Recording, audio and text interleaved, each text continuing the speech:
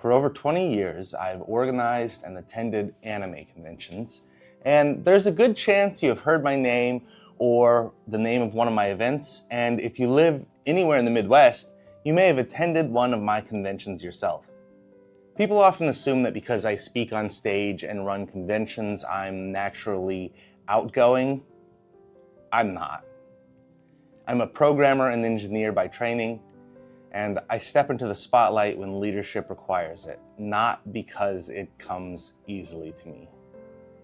Having difficult, emotional conversations has been genuinely hard for me, which is part of why I avoided addressing this publicly for so long. The subject is deeply personal, difficult, and for some people, upsetting. It involves sexual assault allegations that have existed publicly against me for nearly 10 years. During that time, I've largely remained silent. That silence was not indifference or avoidance, it was intentional. First, on legal advice, I was told not to publicly litigate these claims. I was advised not to publish evidence, videos, or detailed rebuttals because doing so would allow narratives to change around whatever proof existed. That advice mattered then, and it still matters now. Second, I struggled with a deeper question.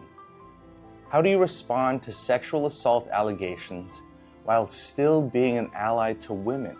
How do you defend yourself without attacking victims, without undermining real survivors, and without contributing to a culture that already fails too many people? For a long time, I chose silence. But these allegations are over 10 years old.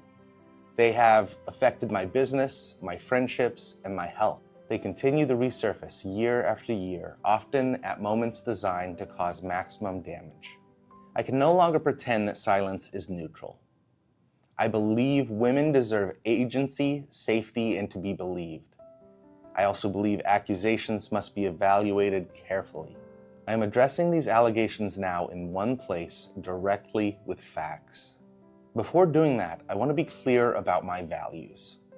I do not believe women are untrustworthy or dangerous. I do not believe false accusations are super common, nor do I believe they cancel out the reality of sexual violence. I love the women who have been part of my life, and I want them to feel safer because I am present, not in spite of it. There are many false stories about me online from people I've never met, sometimes in cities I've never been to. There is a Facebook timeline that circulates summarizing allegations and claims about me. It is deeply inaccurate, incomplete, and omits so much key context. I understand why people rely on it, but I ask you to treat it as one perspective, not a complete record.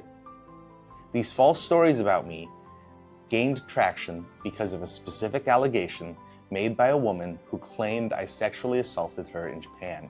Regardless of the falseness of these allegations, I recognize that my actions, my relationships, and my choices created situations that caused real harm, not just to me, but to attendees, staff, volunteers, and friends who never asked to be part of this. They have been harassed, threatened, and pressured simply for participating in events I run. That is not acceptable, and I ask everyone, supporters and critics alike, to stop attacking innocent people. I did not sexually assault her in Japan. I did not sexually assault her anywhere. Defending against an allegation like that is extraordinarily difficult. The accusation was posted under a fake name, not her real one. Had it been posted under her real name, witnesses who traveled with us in Japan could have spoken up immediately and described the context of our interactions. Her story has also changed over time. Initially, she claimed there was no consent and described the encounter as forced. That version appeared years after the trip itself. In her initial post, she used the phrase, "took what I wanted by force." That specific claim matters because it directly contradicts the evidence and later versions of her story. During the trip, there was mutual flirting. At one point, I asked for and received consent to record. That recording exists, and it is why there is clear evidence of consent. I am not releasing it publicly because I will not engage in any kind of revenge porn or publish intimate material. The recording shows active, enthusiastic participation, including verbal consent and direction. What matters is the encounter was consensual. I did not drug her, I did not force her, I did not act aggressively in any way. These accusations did not appear immediately. After we returned from Japan, I became consumed with planning the next convention. I stopped texting her for months, even though we had been in a relationship for over a month in Japan. That was careless and hurtful, and I take responsibility for it. 2 years later, the allegation appeared. I think that understanding this timing is relevant. The impact of this allegation did not stop with me. It affected my staff and people I care about. It was used to pressure others professionally and socially based on a story that was not true. Around the same time, a second woman publicly claimed that I molested her in Japan. The timing of the two accusations made the situation look far worse than it was, and I understand why people would be skeptical. This second woman and I had an existing flirtatious relationship. We had kissed at conventions. We discussed traveling together. I invited her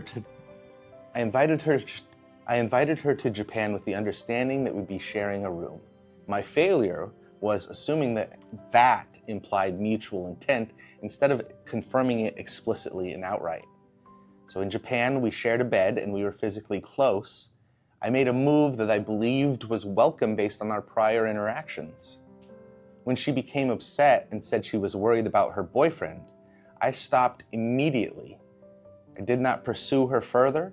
I respected her boundary, arranged separate sleeping accommodations, and the rest of the trip proceeded without incident.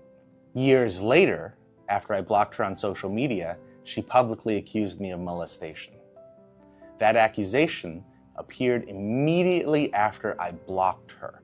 I acknowledge my mistake in assuming intentions instead of confirming them explicitly. That assumption was wrong. But stopping immediately when discomfort was expressed matters. There's also a third allegation from New York, and because this one is often cited as part of a broader pattern, it deserves specific attention. The encounter in New York was consensual.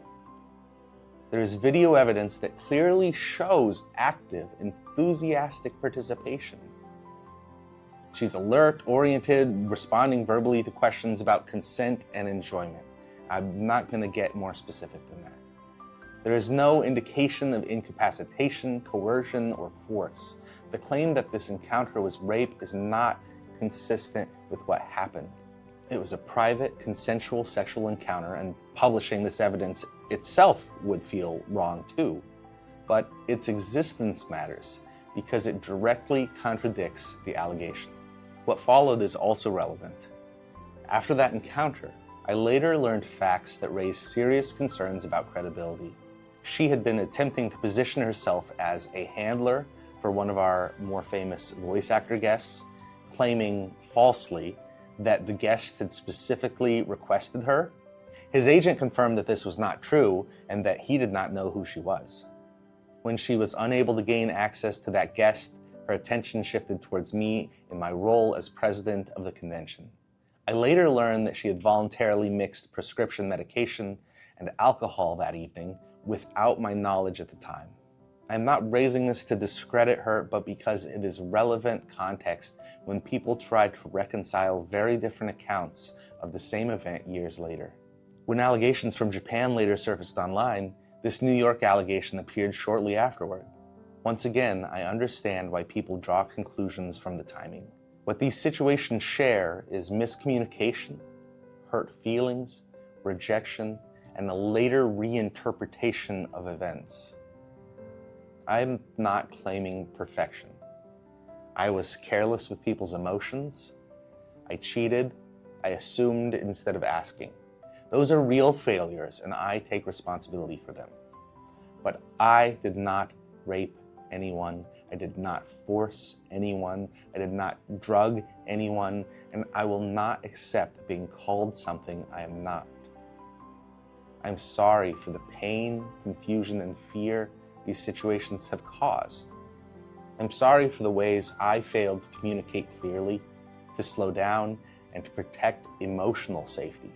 I'm especially sorry to the people who were pulled into this, staff, volunteers, friends, and attendees, who were hurt simply by proximity. Regardless of intent or outcome, that harm is real. False allegations harm everyone. They harm the accused, they harm real survivors. They poison the ground that justice has to grow in. Do not share rumors. Do not decide what you believe based on screenshots or anonymous posts. Look at evidence when it is shown. Read carefully. Think critically. To the broader community, to my attendees, staff, volunteers, guests, and friends who have been affected by this. Regardless of the facts, I still recognize that my actions, my relationships, and my choices placed others in the middle of something they never asked to be part of. People who simply chose to attend events, work conventions, or remains friends with me have been harassed, pressured, threatened, and labeled in ways that are unfair and harmful. This is not acceptable. No attendee, volunteer, staff member, or guest is responsible for allegations made about me. No one deserves to be attacked, shamed, or ostracized for their personal choices. I ask everyone, whether you support me or criticize me, to stop targeting innocent people. Disagreement does not justify harassment. I also acknowledge that my silence over many years contributed to confusion, speculation, and division within the community. Even if my reasons for silence were legal and personal, the impact was real. For that, I am sorry. Going forward, I am committed to clearer boundaries, safer professional practices, and policies that reduce the risk of harm, not just to protect myself, but to protect everyone involved in the events and communities I help lead. I have been implementing concrete steps in securing the safety of our community, including strict rules around hotel room sharing and more transparency around safety, because even though these allegations are false, I consider safety our top priority.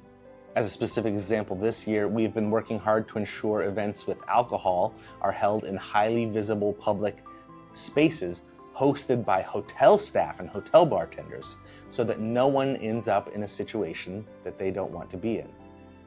No matter what happens after this, whether you choose to believe me or not, I will continue to fight for the safety of women everywhere. At my conventions, in my businesses, in my public work, I will remain committed to building spaces where women are safer. Thank you.